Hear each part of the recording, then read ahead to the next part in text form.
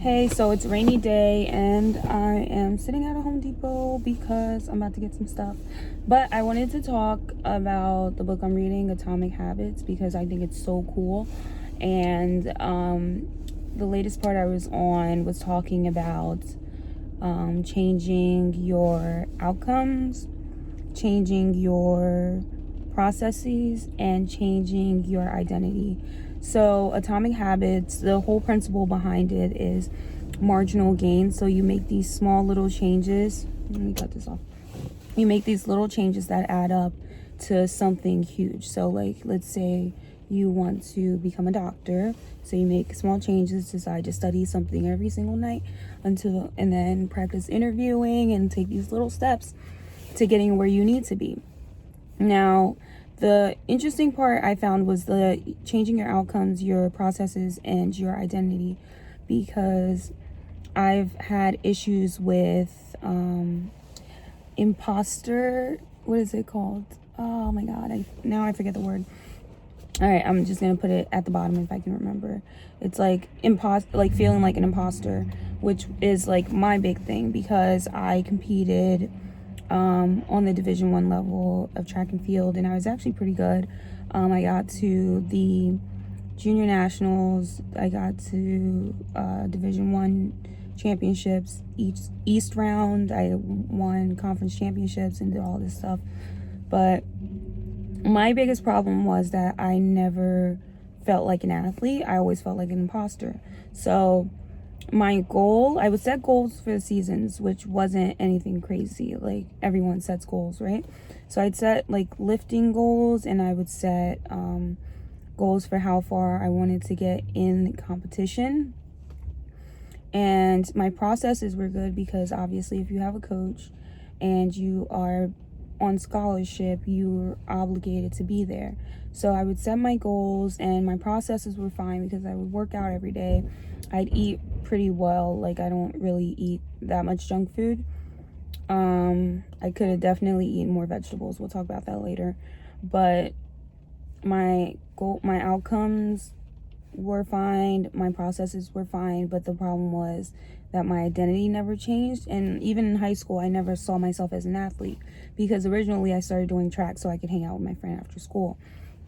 So when I ended up being good at it, I didn't really know how to take it. So I would go out and I would compete and I would win, and everyone would be excited, and I would just feel awkward. Like, I never really got that happy about winning. It was just like, oh, okay, I won. But I did have a drive, because if I did lose, I would size these girls up and I'd be like, there's no reason she should be better than me. And I'd go back and I'd figure it out. And eventually I became like pretty good.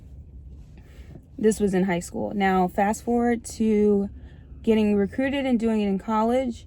Again, I felt like an imposter because now there's all this pressure, because it's not just doing stuff after school and hanging out with my friend on the weekends. It's getting paid, technically paid, because you're a Division 1 athlete. And like, I couldn't connect that. So I'd go in the weight room and I'd push myself in the weight room because I had these number goals. Like, when I first got there, I was weak and I was put with these two girls who I'm still friends with, Amber and Taylor, who were similar size and shape to me, except they just looked like me if I worked out, or like they looked like a Division 1 version of me, which eventually I looked like. A little bit different body type because we did different events, but my coach put me in with these two girls and they were freaking monsters because I was like, oh, I'm small, like I can't lift that much, and they were small and they were lifting massive weights. So I was pressured into doing that. Like, I always felt like people have set me up into these positions where like I have to progress, and that's been a blessing for me, especially athletically. But now that I'm competing post-collegiate, I was recruited to a club team and I still felt like an imposter. And then I saw people who were also recruited to club, like professional track and field teams. And I was like, wow, they did really well for themselves. And I'm like, I'm not jealous, I'm happy for them. But I don't know, I feel like I just never took on the athlete identity, and that's something I've been struggling with. So recently I started my Instagram account, Mighty Mouse Javelin, and I've been challenging myself because I wanted that extrinsic pressure, that kind of like, people are watching this. Not even people are watching this, like holding myself accountable. Like, I have this entire account dedicated to strictly working out. So if I don't work out, I'm going to see it myself. People who are following this account are going to see it. And I feel like it was my way of putting this extrinsic pressure on myself.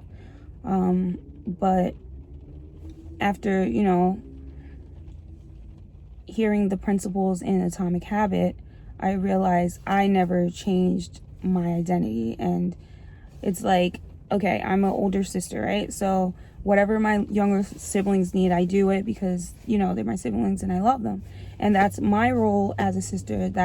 I've chosen to be a good sister. That is my identity. But when it comes to being an athlete, I never took it seriously. I never did supplements. I never paid attention to I never paid attention to creatine or anything like that. I never paid attention to my macros. I never paid attention to how much I weighed. Mind you, I have a naturally skinny frame, so if I work out, it looks good. But it's not I don't know how to describe it. It's not out of anything that I deliberately did. That's my problem. My problem is I get these results from being athletic and just what my body's capable of doing, but I'm not deliberate about it, and that's probably because it's not my identity. So basically I'm going to see if I can do an identity shift, and I'm going to start tracking what I eat. I'm going to track how I feel. I'm going to track my weights. I'm going to set up my own lifting plan. I have two coaches that have been helping me out, but I'm going to also tweak the lifts that I've been doing specifically for my own strengths and weaknesses, because I do have the background and I have the knowledge, and I'm able to access what I'm feeling and my muscle fatigue and my own muscular strengths and weaknesses and cater those things to that. But yeah, it's also the same for technically I'm a biologist. I have an entire master's degree and I still feel like an imposter, and I want to change this because I'm in the process of applying to medical school, and I also don't want that to carry on. I don't want to be an entire doctor and still be this awkward girl who doesn't want to tell anybody what to do because I feel like I don't have anything to contribute. That was one of my hangups for making a YouTube channel in the first place. I felt like I didn't have anything really of significance to be telling people. And then I thought about it, and I'm like, every great leader usually said simple stuff, and then people were like, yeah, you're right, we're gonna follow you because you make sense. Not saying that I'm gonna be the next Jesus Christ, but if you look at Jesus, all he was saying half the time was don't be a douchebag, and people were like, yo, that's the guy. So I just feel like I need to change my identity so that I can get better results out of things, because a lot of things, I don't want to say things come easily to me, because I did work hard to be an athlete. I did push myself, but I have this switch where if I'm already in an uncomfortable situation or I'm already suffering, I'm just going to keep going through it. I'm not going to quit. And that's one thing I was raised with. So if I start something, I finish it and I go all out. And that has helped me. And I feel like that's that thing. Goals I can set, that's fine. Systems I'm good with, because once I get a system, I'll stick to it. It's the identity shift that's really missing. And I feel like that's really going to make a shift in my life. So yeah, we'll see what happens. But I think it'll work. So I'm going to get all these notebooks, and I'm going to track everything I do. One thing I want to do is consistently post on YouTube. I've gotten better on Instagram, but YouTube, I don't know, I get nervous in front of the camera. I feel like I talk way too slowly. I don't know whether I have anything to say, but I'm gonna, whatever. You see me? I'm weird.